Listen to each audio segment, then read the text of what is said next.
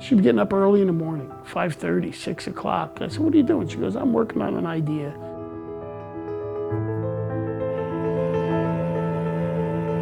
She said to me, I think I want to start a podcast. And my very first question, Jude, was, what's a podcast? We did $560 deposit when you and I met. I really did get to that total appreciation moment for WindowWorks and what we created. And this is just, it's like a tree branch off of it. There's no question. If I didn't have the 35 years of doing business at WindowWorks, I wouldn't have been able to do it. I wouldn't have been able to have the conversations. I wouldn't have been the equal in all of the business conversations. LuAnn's absolute strengths fit a podcast perfectly. She's highly intelligent. She asks a million questions about everything and always wanted to know. And I make a joke about it, but she talks in her sleep. So what perfect venue could there be than a podcast?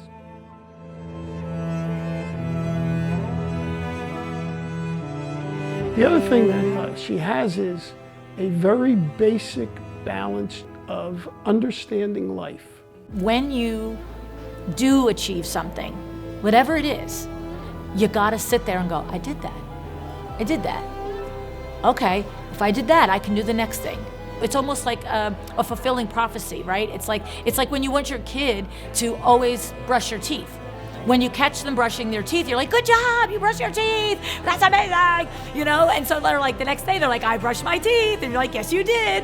And I feel like you gotta have that kind of conversation with yourself. I did that little thing, I could do another little thing. You have to sit in a space of knowing that you're worth whatever you can imagine. Like, I just feel like if you can imagine it, you've been given that little whisper, then go make it happen.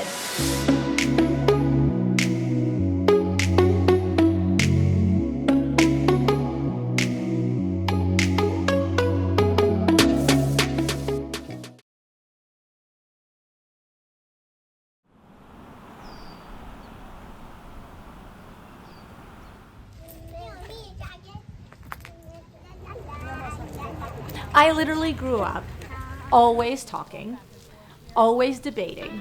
I spent a period of time really believing anybody can grow up to be president. It's America. What do you know different, right? So I think I'm gonna be president, and I go to this new high school, and there's just signs everywhere. You know, join the Key Club, join the Future Business People of America, join the Ski Club. And I see the student government sign, and I'm like, oh. Well, that seems like the natural stepping stone to being president. Like, you gotta be directed here, LuAnn. You gotta make your dreams happen. We can't come back to the beach if we don't leave it. I go home that day, and I walk in the door, and it happened to be both my parents are sitting at the kitchen table, and I say, you know what? I'm gonna run for vice president of the freshman class. My mom, first answer, why vice president? Why not president? But literally, my dad starts going, don't fill her head. She shouldn't run for president, vice president, anything. And I'm like looking at him like, wait, what? They're going round and round, and I'm just sort of like, I'm really very surprised, because my mom is making good points, not just you can do it points, but other points. And I'm like at my dad, like, he wasn't all touchy-feely, and he wasn't like all like, you can do anything, like my mom, for sure. But he was never, you can't do it either. He said nothing as opposed to negative. I never thought of her as a secretary or vice president. She needed to be the leader. I always thought of her as a leader. She was the boss of all the kids. We had 5 or 6 boy cousins her age and a brother. They all just did what she said. She started working for me when she was 8 in a food concession in the lake. And by the time she was 10 or 11, LuAnn, train those girls, would you please? Okay. And she did. They listened to her. Finally, he looks at me and he goes, how many kids came from St. Pete's with you to go over to the high school?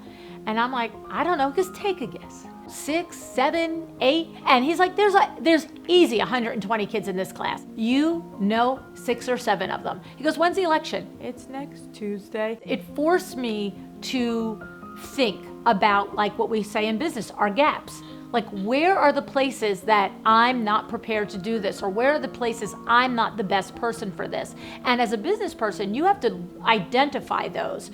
And when you do, you hire for those gaps, or you get training for those gaps, or you just do your own preparation, whatever it is. my biggest obstacle was that I only knew 8 people. That I had like 4 days of school to meet 120 other people. I walked into school the next day, and I mean legit, the geekiest, nerdiest person on the planet. And I literally, every person I saw in the hallway, I stopped them. I'm like, hey, are you in the freshman class? Are you in the freshman class? Are you in the freshman class? And if they said yes, I'm like, my name is LuAnn Schwartz, and I am running for freshman class president. And if they said no, and I'd be like, do you have a brother or sister in the freshman class? Yes, I do. Well, you tell them about LuAnn Schwartz. The following Tuesday, I walk into my kitchen and my mom and dad are sitting there, and I said, you are looking at the president of the freshman class. And my mom's like, yay, and my dad just looked at me like, what? It was very clear that I had an opportunity, if I had the courage, to mitigate the circumstance that my dad saw. It was better than not trying. Like I really wanted it. You can't say I want something and not work for it.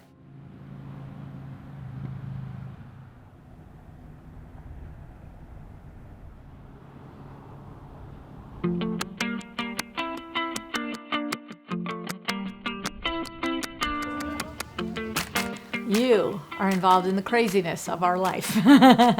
We are at our house in Barnegat Light in Long Beach Island.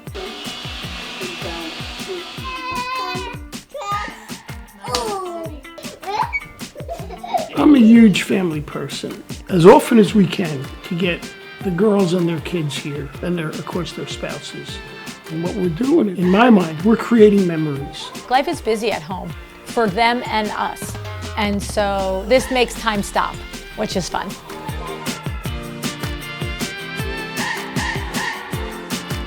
It's fun, it's light, lively. You know, we have all the kids here. We just, are a ball of energy, all of us. I love her, and because she's so sweet to me and she brings me anywhere I go. I appreciate what my parents have built, not only for myself, but for my daughter and for my family, that we can experience life. I was also very aware that because they worked hard and they worked for themselves, that they were able to be there for everything for me. They could go to a show that I was putting on at school at 11 o'clock in the morning and not have to take a day off from work. They really balanced it out, I think, well with having fun and having it be such that they could show up when they wanted to and be there for all of us kids. Vin and I both grew up coming to Long Beach Island, our own separate families, and so we always wanted to be here, and we always enjoyed being here. He always wanted to have a house on the bay. That's what he wanted. And so we knew we're not gonna inherit $1 billion. We're not gonna just afford a house on the bay. So like 20 plus years ago, we're like, all right, let's get the little house so that we can start there. We can start enjoying the LBI and all the things. But the idea was have that house, flip that house, have that house, flip that house. And so it fulfilled it on both sides of him really wanting to have the house where he could see the bay, but both of us wanting to have the family around us while we do it.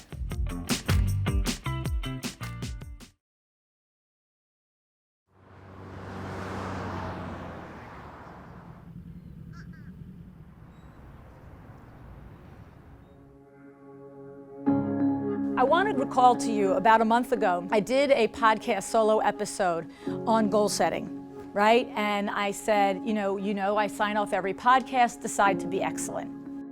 Like, you must make a decision to be excellent because it's hard every day to get up and do what you do as entrepreneurs. When I talked about it on the podcast a month or so ago, I related it to our goal setting. I related it to the business goal setting. This morning, I want to relate it to you as a human person. I remember it was January 2nd, must have been 2018. And I was taking my Christmas decorations down off of the porch. And I had heard about it. Somebody said, have you listened to this podcast? And I was like, not yet. So I turned it on, had my earbuds in, and I was like, whoa. She's from the industry, she's done it. So she understands what designers go through. And her passion for what she's doing is just infectious. LuAnn's, podcast just made the struggle real.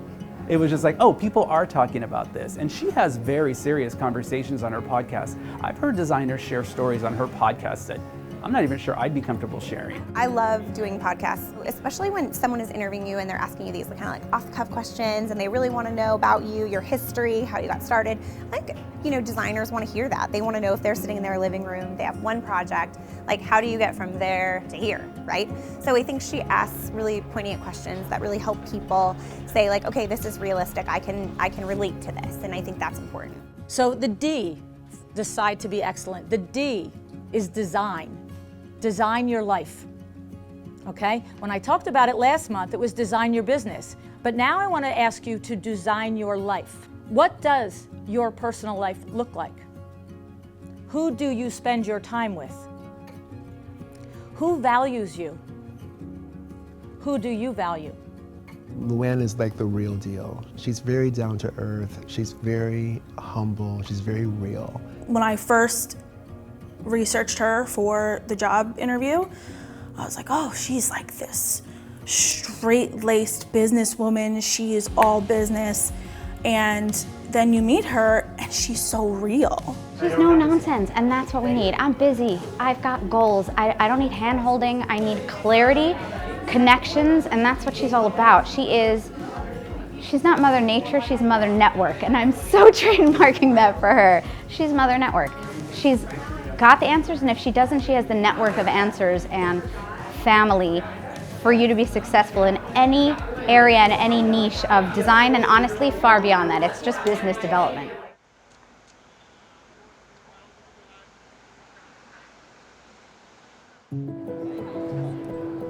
I niched into talking to interior designers about how to be profitable in their business because it was what I knew. I came from the window treatment industry, and our clients, in addition to retail clients, were interior designers. I was wandering around going, I bet LuAnn's or Jamie's getting coffee this I morning. actually did go down at 7 in sweatpants and no makeup, and I literally looked at the mirror in the elevator and I was like, this is a great look, Lou, this is a great look. I saw myself in them. Clever person, go-getter, can make things happen. But 40 years ago, if I went into business by myself, I would have had a lot of the ingredients. I would have had the drive, I would have had the creative ideas for marketing, but I wouldn't have run it as a business the way my husband taught us to run a business. I would not have had the discipline to do that. And I would have been one of those people that I saw that are smart, are creative, have ideas, are great with clients, understand their product, their service, but would have been struggling to make it profitable because I wouldn't have locked down that back-end process. After 35 years of being in WindowWorks and now watching the designers coming through, it was like, oh, you're like me without a Vinny. So that's when I thought, well, I love to talk about business. But to launch a podcast about business would have been like, okay, 751,000 on the iTunes list. And so it's a natural fit to go to the design industry and really, have the conversation there. I remember a situation. Designer called me up. We knew each other, we met at a couple events. She DM'd me on Instagram or some place.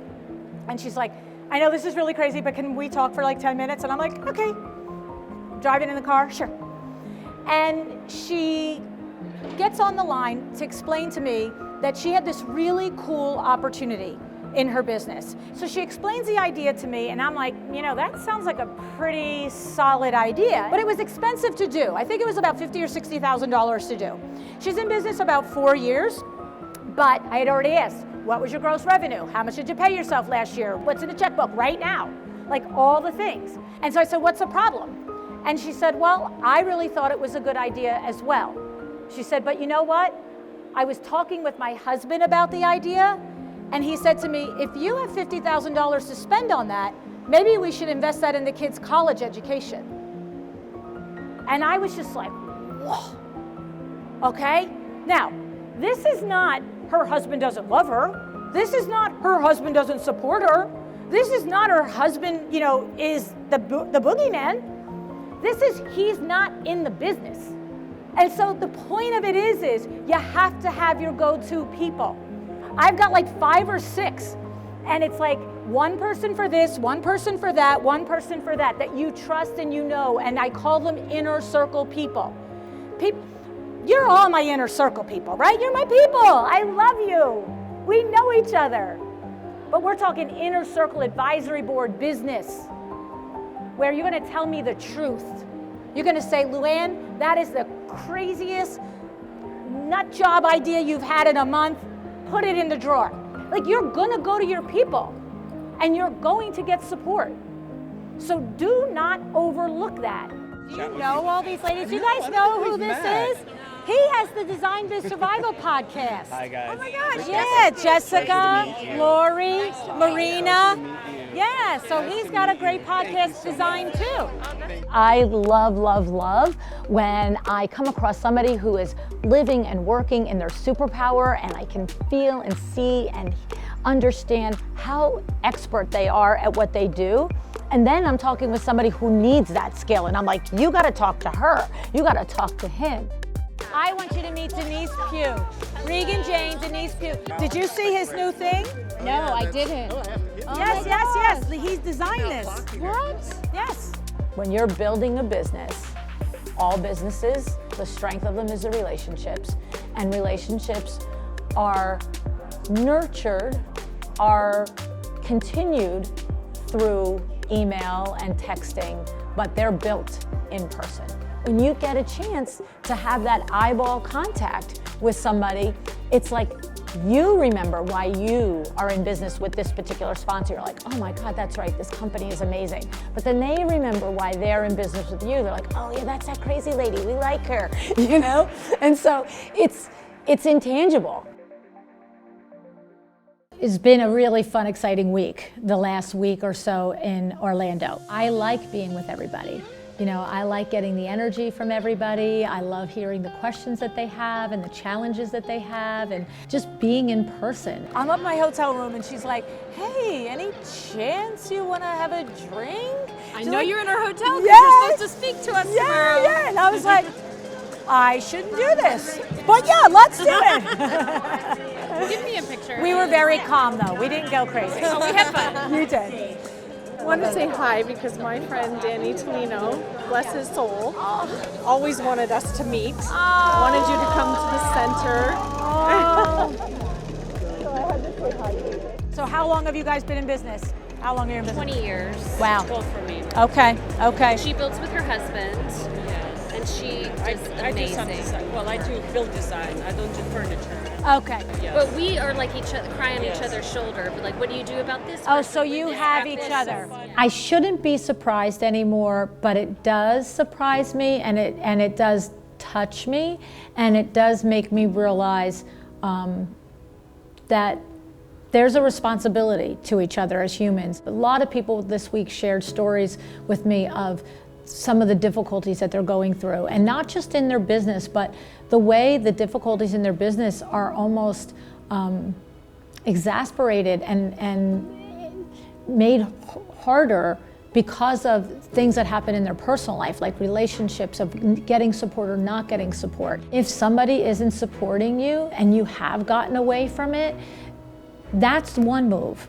But then I've learned that so many people will get away from the toxic situation, but then that becomes part of who they are going forward. It's always, well, if that hadn't happened, I would be so much further in my business, or nobody taught me how to do that, so I don't know how to do it, or I don't have the support. And see, and that's the part where I'm like, no, everybody has a story. Some are better, some are worse.